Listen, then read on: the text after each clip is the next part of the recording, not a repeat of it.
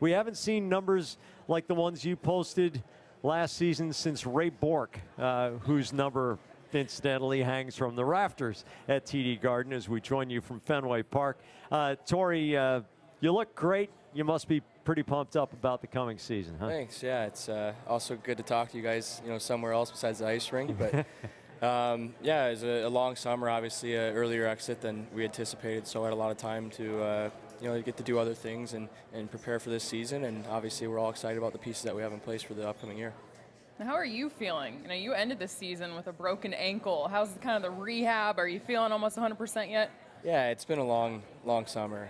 I won't lie, to not be able to do some of the things I normally do, just on crutches or a scooter perhaps, and in a walking boot for an extended period of time. So that's really kind of made the summer feel longer, not being able to train the way that I'm used to training to prepare for the season. But I'm getting there, inching. Every day is a little bit closer, a step in the right direction, and we're getting there.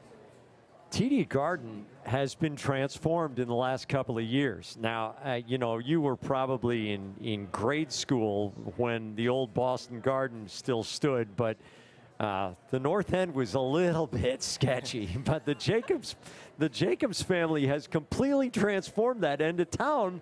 And check out the time lapse here. I mean, the naked side of the garden, so to speak, has been covered with this amazing entryway, and it's just in time for a team that seems to be ready to make a deep run. What's your feeling about that? Yeah, it's it's beautiful. It looks pretty cool down there. I've lived in the North End now ever since I came on the scene in 2013. So you get accustomed to the way that things are, and I remember walking into playoff games when you talked about that naked side of the garden, and all the fans are around the gate screaming your name, yelling. That was my first feeling of stardom for a while. So it was pretty cool. And now you see what they're doing, building outside of TD Garden. It's really come a long way, and it's really improved the area and bringing a lot of more foot traffic down there. It's going to be interesting, but it's beautiful, and I'm excited to see the way it finishes. Well, last season, let's talk big picture. Last season, you guys ended with 112 points, 50 wins.